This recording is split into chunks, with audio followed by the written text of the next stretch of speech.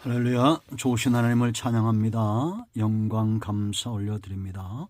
오늘도 주의 이름 붙들고 의지하며 여호와 일의 축복을 누리는 복된 날 될 것을 확신합니다. 자, 오늘은 잠언 27장 5절로 7절 말씀입니다.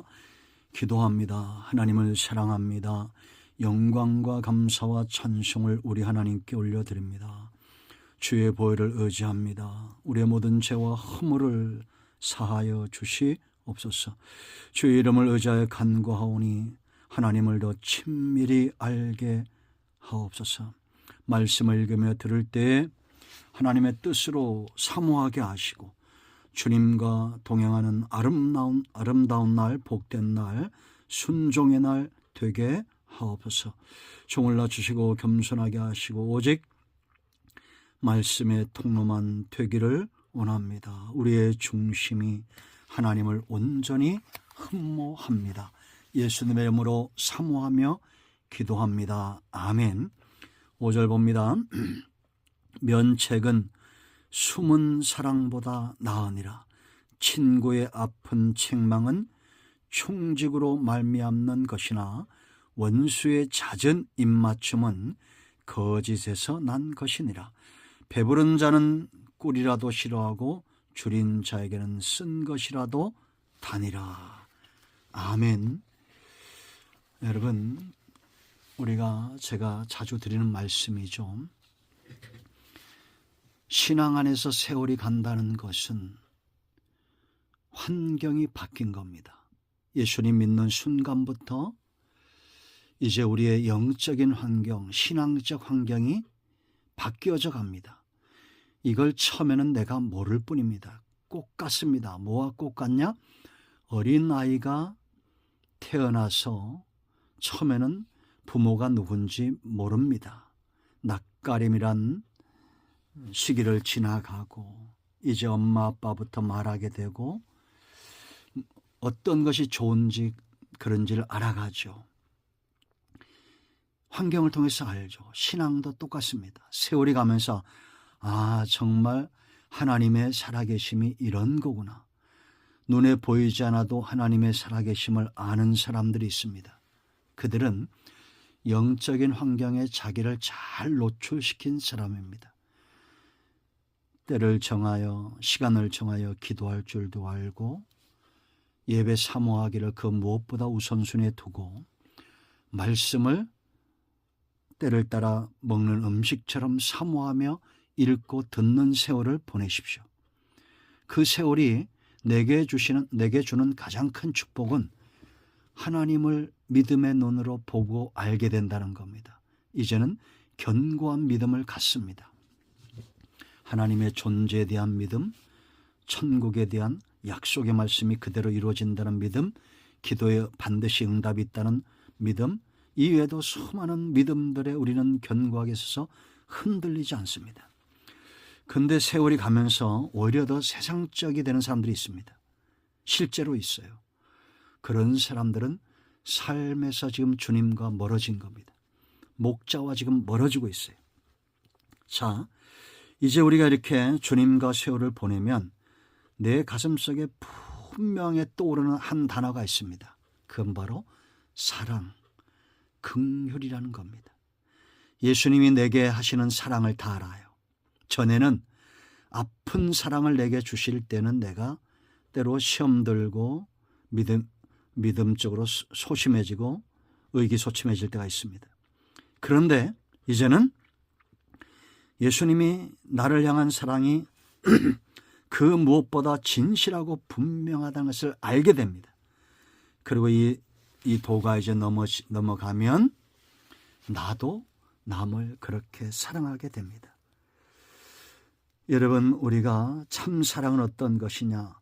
결과, 나타나는 열매로 압니다. 간혹 강력 범죄를 저지른 사람들 보세요. 그 사람 참 조용하고 말이 없는 사람입니다. 이건 더 정확하게 말하면 이 사람 환경이 잘못된 겁니다. 왜 조용하고 말이 없는 삶을 삽니까? 주님께 자기를 노출시키고 사람들과 어울리고 그렇게 살아야 되죠.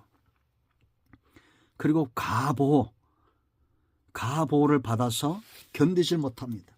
이런 사람들이 강력범죄, 잘못된 사랑의 결과물, 그 피해를 자손들이 입고 있는 거예요.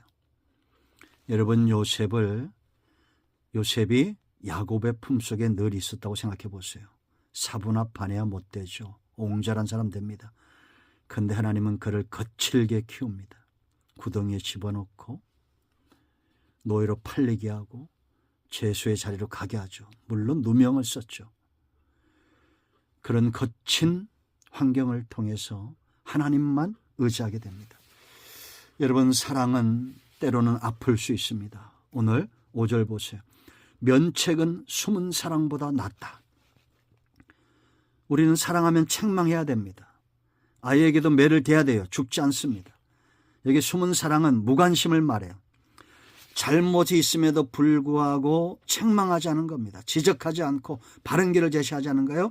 엘리의 가족 교육이에요. 자녀 교육이에요. 때를 놓쳐버렸어요. 그의 아들들이 심각한 범죄를 행하고 하나님이 그를 죽이기로 작정할 때까지 아비가 된 엘리는 그들을 책망하지 않았습니다. 어릴 때 성인이 되기 전에 12세 전에 자녀들을 잘 매로 다스려야 됩니다. 아픈 사랑입니다. 그리고 두 번째, 정말 진실한 친구는 바른 충직한 책망. 여러분 6절 보세요. 친구의 아픈 책망은 충직으로 말미암는 것이다. 신하가 충직한 말을 하듯이 그런 충언을 해야 됩니다. 과거 중국의 역사에 그런 기록이 있어요. 어떤 왕인지 어떤 신하인지 제가 잘 모릅니다. 그런데 이 신하는 너무 바른 말을 해서 왕이 저놈을 당장 끌어다가 목을 쳐라, 그렇게 말하고도 잡아서 나가면 10걸음도 못 가서 그냥 두어라, 이렇게 말한다는 거예요. 그런데 정작 그 신하가 죽었을 때 이 왕이 한 말이 있어요. 나는 거울을 잃었다. 참 이런 충성스러운 신하들은 왕에게 거울과 같은 존재죠. 친구도 마찬가지입니다. 정말 거울 같은, 내가 거울을 봤을 때 누가 보여야 됩니까? 내가 보여야 되죠. 나의 잘못됨을 거울처럼 비춰줄 수 있는 사람. 아픈, 여기에서 말하는 책망은 면책보다 더한 거예요. 정말 아픈 심한 책망, 바로잡는 책망. 여기 원수의 잦은 입맞춤이라는 것은 넘어뜨리기 위해서 거짓 입맞춤을 한다는 겁니다. 넘어뜨리기 위해서. 참 무서운 사람들이죠. 그래서 여러분, 예수님도 이런 아주 뼈아픈 책망을 하실 때가 있었습니다. 마태복음 16장 23절 말씀 보면 예수께서 돌이켜 베드로에게 이르시되, 베드로에게 하는 말이에요. 베드로를 향해서 사탄아, 내 뒤로 물러가라. 너는 나를 넘어지게 하는 자로다. 네가 하나님의 일을 생각지 아니하고 도리어 사람의 일을 생각하는도다. 예수님을 넘어뜨리는 것은 하나님의 일을 넘어뜨리는 거예요. 이건 사탄의 전략이죠. 그런데 베드로가 22절 말씀 보면 베드로가 예수를 붙들고 항변하여 이르되 주여 그리 마옵소서. 이 일이 결코 주께 미치지 아니하리다. 21절에 예수님께서 예루살렘에 가서 3일 동안 고난을 당하고 죽임을 당할 것에 대해 이야기할 때 인간적인 정으로 이렇게 말한 거예요. 그러므로 여러분, 예수 믿는 신앙생활은 인간의 정에 이끌려서 끊어내지 못할 때 위기가 옵니다. 그러므로 때로 아픈 사랑이 사람을 바른 길에 서게 합니다. 자, 세 번째 7절 말씀 보세요. 배부른 자는 꿀이라도 싫어하고, 그 배부른 자에게는 꿀도 만족이 없다는 거죠. 줄인 자에게는 쓴 것이라도 다니라. 배고프면 쓴 것도 단다라는 겁니다. 요즘 아이들은 이런 체험이 없지만 우리는 어릴 때 자주 이런 걸 체험했습니다. 요즘은 죄송스러운 얘기입니다. 정말 맛있는 것이 없어요. 왜냐? 너무 잘 먹고 잘 살기 때문에. 우리 어릴 때는 얼마나 맛있었습니까? 그냥 찬밥에 물에 말아서 고추장에 된장에 고추만 찍어 먹어도 얼마나 맛있었는지 모릅니다. 그런데 이제 배부르다 보니까 꿀도 싫어져요. 여러분, 하나님은 때로 우리를 낮추십니다. 줄이게 하실 때도 있고 목마르게 하실 때도 있고 낮아지게 합니다. 그러나 이스라엘은 광야에서 죽지 않았습니다. 하나님만으로 만족한 삶을 살았어요. 늘 먹을 것, 마실 것, 고기를 찾는 이 사람들을 다루시는 것은 때로 그들을 광야에 두시고 낮추시는 겁니다. 줄이게 하시는 거예요.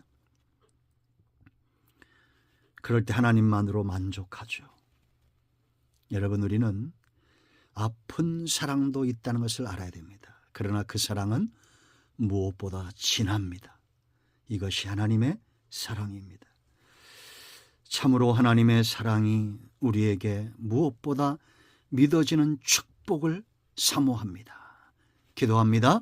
예수님의 이름을 의지하기도 합니다. 이 말씀대로 되게 하여 주시옵소서. 우리 가운데 마음이 상한 자, 병든 자 치유하시고 회복시켜 주시기를 원합니다.